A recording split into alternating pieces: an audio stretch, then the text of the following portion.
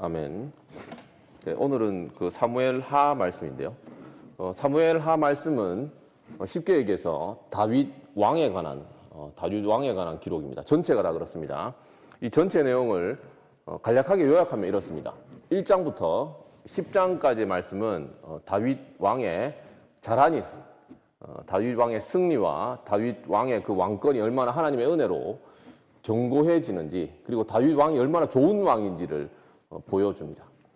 그리고 이제 11장부터 20장까지는 우리가 잘 아는 그런 다윗 왕의 큰 범죄, 그리고 그 잘못, 그리고 그로 인한 하나님의 징계와 처벌에 관한 이야기가 20장까지 이어지고, 마지막 남은 그 4장에서는 여러 가지 이제 그 이야기들이, 그리고 뭐 중요한 사건들이, 그리고 오늘 우리가 읽은 본문 말씀처럼 그 다윗의 예언과 다윗의 찬송시, 그리고 24장 마지막으로 이제 다윗이 이제 인구조사를 해서 또 한 번 이제 크게 범죄하고 하나님께 심판을 받는 그 내용으로 사무엘 하 내용이 마치는데요. 그래서 전체적으로 이 흐름을 뭐 너무 간략하고 쉬운 흐름 아닙니까? 그래서 다윗 왕이 제일 처음에는 굉장히 하나님 은혜 가운데, 하나님의 뜻 가운데 굉장히 좋은 왕으로서 다윗 왕권이 견고해지다가 다윗이 크게 잘못을 하고 심판을 받고 처벌을 받고, 그리고 또다시 이제 여러 가지 이제 에피소드들, 그리고 이제 오늘 우리가 읽은 그 다윗이 메시아 예언을 하는 것으로 그렇게 이제 사무엘 하 내용이 마치게 됩니다. 이 흐름을 따라서 이 전체 내용을 간략하게 우리가 한번 살펴보겠는데요. 전체 내용은 이렇습니다. 내용을 이제 쭉 제가 설명하면서 한번 잘 따라와 보시기 바랍니다. 먼저 우리가 지난 시간에 사무엘상 말씀을 살펴봤는데요. 사무엘상의 마지막 내용은 이렇습니다. 마지막 내용은 사울과 요나단이, 이스라엘 백성이 블레셋과 싸우고 크게 집니다. 크게 지고 사울과 요나단이 죽습니다. 요나단이 죽는 내용이 이제 사무엘상 마지막 부분에 나타나고, 사무엘 하의 이제 시작 부분에서는 바로 이 사건, 이 비극적인 이 패배와 이 사울과 요나단이 죽은 일에 대한 보고로 사무엘 하가 시작합니다. 누가 보고하냐면 아말렉인이 이 일을 이제 다윗에게 보고를 합니다. 다윗이 어떻게 반응했을까요? 다윗이 굉장히 슬퍼하면서 가슴 아파합니다. 그래서 사울 왕이 죽었다고 좋아하는 게 아니고 이스라엘의 영광이 죽었다 그러면서, 그리고 자기가 그토록 사랑했고 그렇게 자기를 사랑했던 요나단이 죽어가지고 나의 형 요나단이여 이렇게 하면서 웁니다. 그런데 여기서 기억할 게 있습니다. 1장부터 10장까지의 내용은 다윗이 얼마나 우리가 그 본문에 23장에서 읽은 것처럼 다윗이 하나님께서 세운 이스라엘의 왕으로서 공의로 다스리고 하나님을 경외함으로 다스렸다라는 것을 보여주는 부분이 이제 1장에서 10장까지인데, 여기서 그 모습이 나타납니다. 다윗은 자기를 괴롭히고 자기를 죽이려고 쫓아오던 사울의 죽음을 기뻐하는 게 아니고 악인인 아말렉인이 사울을 죽였다고 자랑하는 그 얘기를 듣고 거기서 그 악한 자를 멸하고 의를 바로 세웁니다. 공의로 통치를 하는 겁니다. 단순히 자기에게 이 사람이 유익한 사람이냐, 사사로운 자기에게 손해를 끼치는 사람이냐가 아니라 하나님의 의로움에 따라서 나라를 다스리고 이렇게 악을 징벌하는 그런 왕의 모습을 1장에서 보여줍니다. 2장에 오면 이제 사울과 이제 요나단이 죽고 이제 그렇게 이제 사울과 요나단이 죽어서 이제 사울 가문이 이제 더 이상 없어지는 게 아니라 사울의 군대 대장인 아브넬이라는 사람이 사울의 아들인 이스보셋을 다시 한번 그 왕으로 세웁니다. 그 유다 지파를 제외한 다른 지파의 왕으로 세웁니다. 그렇게 왕으로 세워가지고 이제 사울 가문과 다윗 집의 전쟁이 이제 계속 이제 크고 작은 전쟁이 벌어지는데, 물론 하나님께서 다윗과 함께 하심으로 사울의 집안은 약해지고 다윗은 강해지게 됩니다. 그 내용이 이제 2장에서 4장까지 있는데요. 그래서 결국 이스보셋이 이제 그 다른 많은 유다를 제외한 여러 지파의 왕으로 세워졌지만 결국 부하들의 배신을 당하고, 또 그 부하들은 또 그 이스보셋의 그 목을 가지고 다윗을 찾아가서 우리가 그 왕의 원수를 갚았습니다 이렇게 자랑을 하게 됩니다.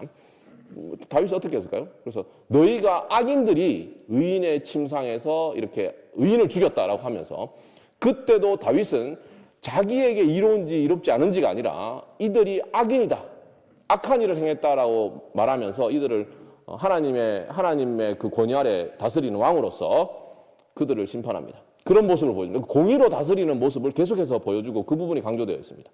그래서 이제 다윗의 그 가문 그리고 다윗의 왕권이 이 내적으로 그 안에서 이제 내부 갈등이 사라지고 이제 뭐 다윗의 왕권이 이스라엘 가나안 땅에서 견고해지는데 그런데 이제 그 외부적인 적들이 아직 남아 있었거든요. 심지어는 그래서 이제 5장에 보면 사무엘하 5장에 보면 중요한 사건이 뭐냐면 다윗이 여부수 족속의 성인 예루살렘 성을 빼앗는 정복하는 장면이 나옵니다. 사실 여부수 족속은 하나님께서 이스라엘 백성에게 제일 처음에 가나안 땅에 들어가자마자 쫓아내고 진멸하라고 하신 그 족속이거든요. 근데 그 족속이 아직까지 남아 있는 겁니다. 사실 요수아가 가나안 땅을 정복할 때 그 여부수 족속의 아도니세덱이라는 왕을 이미 죽였거든요. 이미 죽였지만 여전히 지금까지 남아서 그 성을 빼앗지 못하고 그렇게 있었는데 그 다윗이 그 예루살렘 성을 빼앗고 그 성을 이제 다윗성이라고 일컫는 내용이 사무엘하 5장에 나오고 그리고 이제 블레셋도 이제 이제 쫓아내고 물리치게 되는 일이 이제 중요한 외부적인 하나님께서 다윗과 함께 하셔서 승리를 주신 그 중요한 기록이 나와 있습니다. 6장에서는 이제 어떤 내용이 나오냐면 우리가 잘 아는 다윗이 언약궤를 예루살렘으로 가져오는 내용이 나옵니다. 다윗은 단순히 뭐 싸움을 잘하고 그리고 하나님의 도우심과 은혜로 정복하고 막 이렇게 공의를 시행하고 막 의롭고 막 거룩한 그런 왕에 불과한 게 아니라 사무엘하 6장에 보면 다윗 왕은 그야말로 하나님을 사랑하고 경외하는 왕이었습니다. 우리가 이제 23장에 나오는 것처럼 참으로 하나님을 경외함으로 다스리는 왕이었고 이스라엘 백성들을 하나님을 경외함으로 이끄는 왕이었어요. 실제로 다윗은 단순히 너희들 신앙생활 잘해라. 하나님 백성들로 하여금 우상을 섬기지 말고 하나님을 잘 섬겨라. 이렇게 말하는 정도가 아니라 실제로 다윗 왕은 정말 하나님을 사랑하는 왕이었음이 그 6장에 잘 드러나 있습니다. 그래서 언약궤는 하나님의 임재를 상징하잖아요. 근데 임재를 상징하는 언약궤를 가져오면서 하나님께서 그 크신 하나님께서 나와 함께 하신다. 우리와 함께 하신다. 내가 주님과 함께 가한다는 그 기쁨에 성경은 그 다윗이 여호와 앞에서 그 언약궤가 올 때 뛰놀며 춤췄다라고 얘기를 하고 있습니다. 이런 다윗과 대조되는 반응을 보인 사람이 있죠. 그 사람이 누굽니까? 다윗의 첫 번째 아내죠. 첫 번째 아내인 미갈입니다. 미갈. 그 사울의 딸인 미갈입니다. 미갈은 이제 다윗을 보고 이제 성경에 보면 다윗이 그렇게 춤추며 뛰노는 모습을 보고 그리고 이제 막 옷이 막 이렇게 너무 이렇게 하나님 앞에서 하나님만 생각하고 하나님과 함께 하신다는 그 기쁨에 너무 흥겨워서 춤을 추다 보니까 옷이 벗겨지는 줄도 모르고 이제 춤을 췄다고 이제 성경에서 얘기하고 있는데 그래서 이제 미갈이 신하들과 신하들의 부인 앞에서 그렇게 맨살을 드러내었다 이렇게 얘기를 하면서 다윗을 업신여기는 그런 말을 하고 그 일로 말미암아서 다윗이 책망을 받고 하나님의 심판을 받게 되는 그런 일이 사무엘하 6장에 나타나게 됩니다. 사무엘하 7장은 어떤 내용이 나오냐 하면 사무엘하 7장은 다윗이 이제 언약궤를 예루살렘에 가져오고 그리고 다윗은 백향목 궁에 거하는데 하나님의 언약궤는 저 천막에 거한다 그러면서 하나님을 위해 집을 지으려는 그런 선한 열심을 고백하는 그런 내용이 이제 7장에 나오는데 그런 고백을 드리니까 하나님께서는 이제 나단을 통해서 네가 내 집을 세우겠느냐? 내가 너의 집을 세워주겠다 이렇게 말씀하시면서 다윗의 집안이 영원히 보존되고 네 왕위가 영원토록 지속될 것이다. 내가 그렇게 약속한다라고 하면서 이제 언약을 맺는 내용이 이제 7장에 나옵니다. 7장에 나오는데 이런 내용에서 하나님께서 다윗을 통해서 보여주시는 것은 참으로 하나님께 원하시는 참된 왕은 단순히 잘 다스리고 공의롭게 의롭게 올바른 것을 잘 분별해서 다스리는 왕일 뿐만 아니라 참으로 하나님을 사랑하고 하나님을 기뻐하고 하나님께 예배하고 하나님과 동행하는 그런 이제 왕을 원하시고 그런 왕의 모습을 이제 다윗이 이제 보여주고 있습니다. 이상적인 굉장히 좋은 왕의 모습을 보여주고 있습니다. 그리고 8장과 10장에서는 다시 한번 이제 그 모압과 에돔과 암몬과 아람 족속을 물리치는 하나님의 은혜로 물리치는 그런 모습이 나오고 그리고 사무엘하 9장도 굉장히 중요한 내용인데요. 그 사무엘하 지금 좋은 왕에 대해서 하나님을 경외하고 공의로 다스리고 선한 왕에 대해서 지금 계속 이제 다윗이 메시아의 모형으로서 그런 왕의 모습을 계속해서 보여주는데 9장에는 어떤 사건이 나오냐면 다윗이 그 요나단의 아들 누구죠? 요나단의 아들 무비보셋을 환대하는 내용이 나옵니다. 무비보셋이 누구냐면 요나단의 아들인데 그 블레셋이 이제 공격했을 때 유모가 이제 어린 그 무비보셋을 데리고 급히 도망가다가 떨어뜨려 가지고 양발을 절게 된 그런 아들입니다. 그런 아들인데 다윗이 그 무비보셋을 자기 이제 궁으로 불러 가지고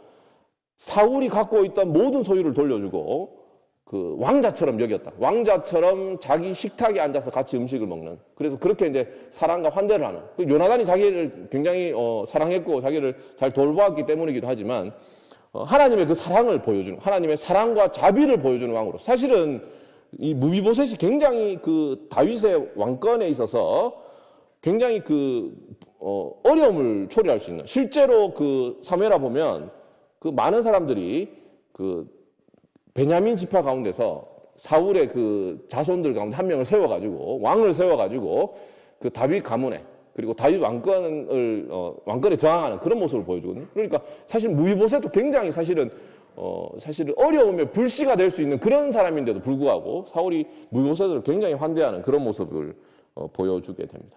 그래서 1장에서 10장까지는 1장에서 10장까지 말씀은 이상적인 하나님을 경외하고 공의로 다스리고 사랑과 자비를 베푸는 그런 아주 좋은 왕의 모습, 그런 왕의 모습을 보여주게 됩니다.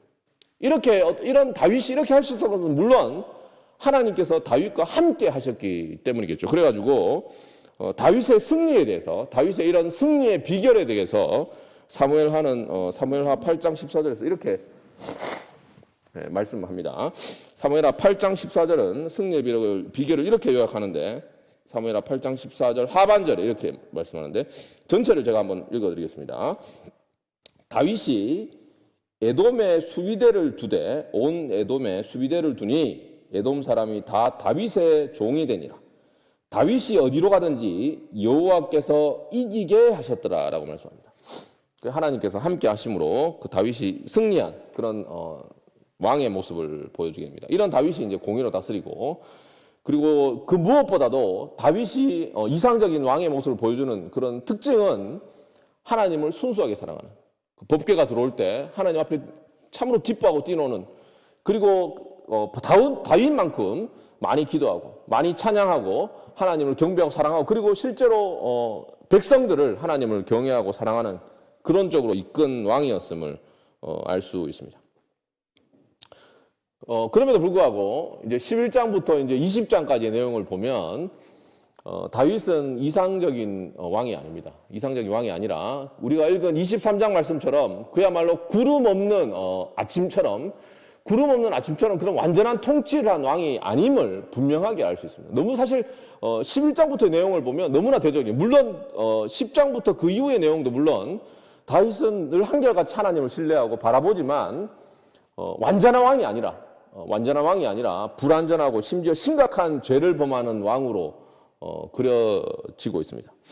11장에는 우리가 잘 아는 것처럼 다윗이 자신의 충신 우리아의 아내 바세바에게 음욕을 품고 동침하는 사건이 기록되어 있습니다. 그리고 나서 자기 죄를 덮으려고 온갖 수를 다 쓰는, 여러분 한번 읽어보시기 바랍니다. 꼭 읽어보시면 굉장히 그 고결한 다윗이 이렇게 비열한 짓을 할 수 있는가라는 생각이 듭니다. 물론 그 모습 속에서 우리 자신의 모습을 발견해야 되겠지만 자기의 죄를 덮으려고 그 충신 우리아를 격렬한 전쟁에 보내서 죽이고 바세바를 취하고 결혼하게 됩니다. 그때 이제 하나님께서 나닷 선지자를 통해서 다윗을 책망하십니다. 이렇게 책망하십니다. 내가 여호와의 말씀을 업신여기고 나 보기에 악을 행하였다. 이렇게 얘기를 하고 있습니다. 모든 죄는 하나님을 업신여기고 하나님에 대한 모독입니다. 죄는 하나님의 말씀을 어기는 것이고 그것은 하나님의 권위를 무시하는 것이고 하나님의 다스리심, 하나님의 왕되심을 거부하는 겁니다. 하나님의 말씀을 무시하고 어기는 것은 하나님의 인격을 모독하는 겁니다. 그래서 다윗이 그 우리아에게 그리고 바세바에게 심각한 악과 해를 저지른 것 아닙니까? 범죄한 것 아닙니까? 그러나 이제 시편 51편에 보면 다윗이 내가 하나님께 범죄하였다. 하나님께만 범죄하였다. 하나님 목전에 범죄하였다라고 얘기를 하고 있습니다. 죄는 우리가 죄를 범한 사람에게 해를 끼칩니다. 아주 심각한 해를 끼치죠. 뿐만 아닙니다. 우리가 죄를 지으면 우리 자신에게도 사실 심각한 해를 끼칩니다. 죄는 우리 자신을 더럽힙니다. 죄는 더럽힙니다. 죄는 사람을 망가뜨립니다. 그래서 이제 청교도들은 죄를 짓고 나면 죄 짓기 전의 사람과 죄 짓고 나서의 이후의 사람이 다르다 이렇게 말할 정도로 죄를 죽이지 않으면 죄가 너를 죽일 것이다 이렇게 얘기할 정도로 죄는 굉장히 무섭고 죄는 상대방에게 그리고 우리 사회에 그리고 우리 자신에게 심각한 해를 끼칩니다. 그러나 기억할 게 있습니다. 죄는 심각한 해를 끼치지만 그러나 이런 심각한 나에게 끼치는 해 그리고 상대방에 끼치는 해보다 더 심각한 해는 죄는 하나님의 명예를 손상시킨다는 겁니다. 하나님의 명예를. 그러니까 하나님께 해를 가하는 겁니다. 하나님의 영광에 해를 가하는 것입니다. 이렇게 하자 하나님께서 어떻게 하셨습니까? 하나님께서 내가 너를 벌하겠다라고 말씀하시면 이렇게 말씀하십니다. 그게 이제 사무엘하 12장 10절 말씀인데 이렇게 말씀하십니다. 이제 내가 나를 업신여기고 햇사람 우리아의 아내를 빼앗아 내 아내로 삼았은즉 칼이 내 집에서 영원토록 떠나지 아니하리라 말씀하십니다.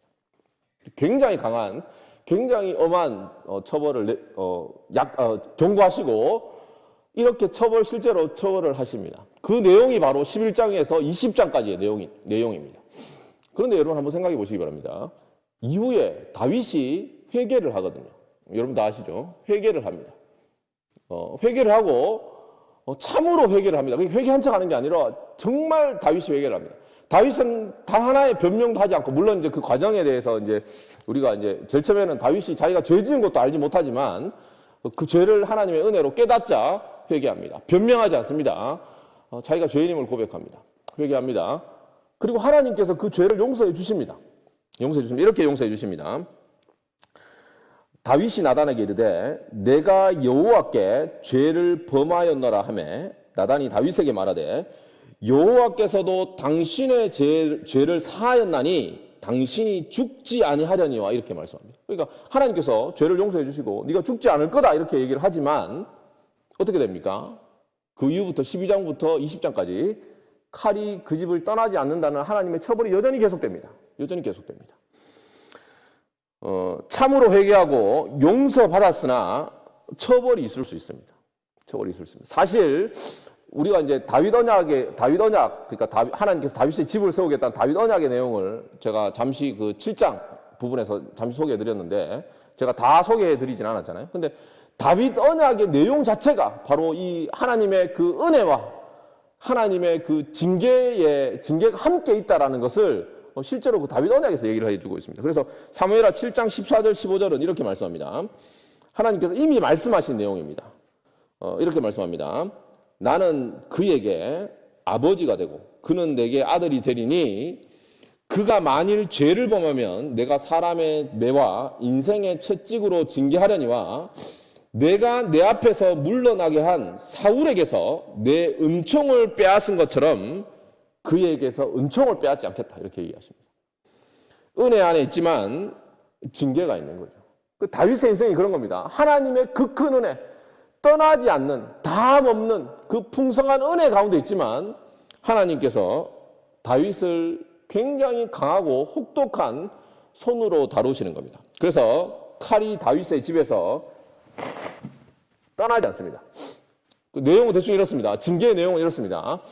밧세바와 다윗 사이에 그 아이가 하나님의 벌을 받아 죽습니다. 13장에서는 다윗의 맏아들인 암논이 그 이복 여동생인 다말을 겁탈합니다. 그리고 다말의 친오빠인 압살롬이 2년 동안 칼을 갈다가 암논을 죽이고 도망갑니다. 그리고 3년 후에 그 압살롬이 돌아와서 뭘 하냐면 그 당시 이스라엘 백성의 민심을 다 빼앗아가지고 반란을 일으켜서 결국 다윗이 도망자 신세가 되어서 예루살렘을 떠나게 됩니다. 그래서 이제는 젊을 때 다윗이 젊어서는 사울에게 그렇게 쫓기더니 나이가 들어서는 친아들에게 쫓기는 신세가 되고 친아들과 전쟁을 벌이는 그런 운명에 처하게 됩니다. 그래서 결국에는 다윗과 그 압살롬의 전쟁 가운데 요압이 이제 압살롬을 죽이고 결국 다윗은 자기의 사랑하는 아들 압살롬을 잃게 되고 그런 어떤 칼이 다윗의 그 뭡니까 생애를 집안을 떠나지 않는 그런 일을 겪게 됩니다.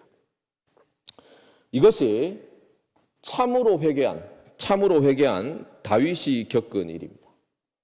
사람의 매와 인생 채찍으로 징계를 받으나 하나님의 은총이 영원히 떠나지 않는 그 복된, 어떤 의미에서는 굉장히 복된 삶이라고 할 수 있겠죠.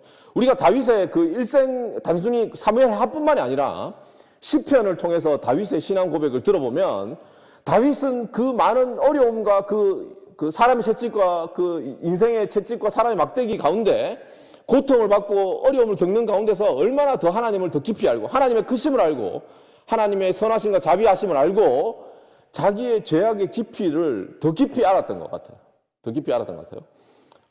그 사무엘하 그 뒷부분의 내용에 보면 그 다윗의 찬송시가 나옵니다. 그 사무엘하 22장에 다윗의 찬송시가 나오는데요. 거기서 이제 다윗이 이런 어려움과 고난을 겪고 나서 한 고백인데 그 고백이 바로 시편 18편에도 동일하게 나오는데 그 유명한 고백 나의 힘이신 하나님 여호와여 내가 주를 사랑하나이다라는 그 고백을 드리게 됩니다. 그리고 압살롬의 그 추적을 피해서 도망 다닐 때 다윗의 고백이 바로 그 시편 3편에 나오는데요. 거기에 보면 주님이 나의 영광이십니다. 주님이 나의 반석이십니다. 주님이 나의 구원이십니다라는 고백을 그전에도 알았지만 다윗은 이 고난과 어려운 가운데서 내가 참된 왕이 아니라 주님께서 참된 왕이고 참으로 하나님께서 우리에게 주실 공의로 다스리시고 하나님을 경외함으로 다스릴 내가 믿어야 할 메시아를 주실 것이라는 그 예언을 한 게 바로 우리가 오늘 본문 말씀에서 다룬 그 사무엘하 23장의 말씀입니다. 우리도 이런 삶으로 부름을 받았겠죠. 그러나 먼저 우리가 기억할 것은 우리도 죄인이잖아요. 그리고 늘 우리가 죄를 짓고 죄를 갖고 사실 우리가 교회에 나오거든요. 교회에 나오고 있는데 저와 여러분들은 그 죄를 제대로 처리하고 있습니까? 우리가 지은 죄를 알고 있습니까? 사실 죄가 무서운 점이 뭐냐면 아까 가장 무서운 점은 하나님을 모독하는 것이라고 말씀드렸잖아요. 그리고 우리를 더럽힌다고 말씀드렸습니다. 뿐만 아닙니다. 죄의 정말 무서운 점은 우리의 영적인 눈을 멀게 하는 겁니다. 하나님과의 관계를 무감각하게 만든다는 겁니다. 여러분 한번 생각해 보시기 바랍니다. 다윗을 한번 생각해 보시기 바랍니다. 사무엘 상의 그 골리앗 앞에 섰던 다윗과 그 바세바와의 그 범죄를 저지르고 나서의 다윗을 한번 생각해 보시기 바랍니다. 다윗은 제일 처음에 그 골리앗 앞에서 하나님의 영광 이외에 다른 것은 생각지도 않고 거기에 온 자신의 눈과 마음이 집중되어 있었던 그런 다윗이었습니다. 영적인 그 본질을 정확하게 꿰뚫어보던 다윗이 지금에 와서 그 바세바와의 그 범죄를 저지르고 나서 그 범죄를 저지를 때는 정욕과 죄의 눈이 멀었습니다.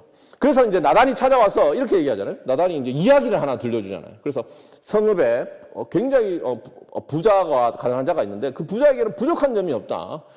많은 소유와 모든 것을 갖고 있는 사람인데 그리고 가난한 사람에게는 그 사람에게는 아무 소유도 없고 그가 기르던 어린 암양 새끼 하나뿐이다. 그런데 그 모든 걸 갖고 있던 그 부자가 어떤 행인이 자기에게 찾아오자 그 가난한 사람의 어린 암양 새끼를 뺏어다가 대접했다 이런 얘기를 하잖아요. 그러니까 그 얘기를 들은 다윗이 그 부자를 보고 어떤 얘기를 합니까? 이 사람은 내가 여호와의 사심을 가리켜 맹세하노니 이 사람은 반드시 죽어야 될 자다 이렇게 얘기를 합니다. 나단이 뭐라고 얘기합니까? 바로 그 사람이 당신입니다 이렇게 얘기를 합니다. 그러니까 그만큼 죄는 우리의 눈을 죄를 짓는 사람의 눈과 마음을 어둡게 만듭니다. 그러나 하나님의 은혜로 나단을 통해서 하나님의 책망을 받을 때 다윗은 참 다행스럽게도 회개를 합니다. 그 마음이 무너져 내렸고 다윗은 잘못을 인정했습니다. 변명하지 않았습니다. 나단을 통해서 책망을 했을 때 다윗은 그 책망을 받아들였습니다. 나단을 통해서 책망하신 그 하나님께서 여전히 오늘도 우리를 때때로 책망하시잖아요. 자주 책망하시잖아요. 하나님의 말씀 사역자를 통해서, 아니면 우리의 이웃이나 우리의 가족이나 아니면 다른 사람들을 통해서, 아니면 교회 안의 지체를 통해서 우리의 죄를 책망하십니다. 아니면 다른 사람이 아니라 우리가 그냥 가만히 무심코 있을 때 하나님께서 우리 안에 하나님의 말씀을 상기시켜 주심으로 말미암아서 죄를 양심의 가책을 느끼게 하시고 깨닫게 해 주십니다. 그때 어떻게 해야 되는 거죠? 다윗처럼 변명하지 않고 제가 바로 그 사람입니다 라고 고백하면서 회개해야 됩니다. 그렇게 할 때 우리에게 소망이 있습니다.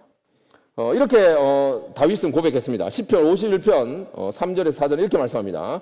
무릇 나는 내 죄가를 아오니 내 죄가 항상 내 앞에 있나이다. 내가 주께만 범죄하여 주의 목전에 악을 행하여 싸우니, 이렇게 고백합니다. 하나님이여 내 안에 정직한 마음, 정직한 영을 창조해 주십시오 라고 고백합니다. 나를 주님 앞에서 쫓아내지 마시고 나의 영혼을 새롭게 해달라고 그렇게 기도하고 있습니다. 이런 복이 저와 여러분에게 있기를 바랍니다. 말씀을 정리하겠습니다. 하나님 앞에 죄를 짓지 말아야 되겠죠. 죄는 하나님을 모독하는 것이고 죄를 짓지 말아야 되겠지만, 죄를 지을 때는 회개해야 됩니다. 물론입니다. 그것이 우리의 영혼이 살아나는, 우리가 참된 하나님의 통치 아래서 참된 기쁨과 만족을 얻는 유일한 길입니다. 다윗의 삶이, 다윗의 인생이 그것을 보여줍니다. 말씀을 정리하면 이렇습니다. 다윗은 참으로 대단한 하나님의 은혜 가운데 하나님께서 세우신 공의로 다스리고 하나님을 경외하는 그런 왕이었습니다. 그러나 그럼에도 불구하고 다윗은 완전한 왕이 아닙니다. 하나님의 통치만이 우리가 소망을 두어야 할 그런 유일하고 완전한 통치입니다.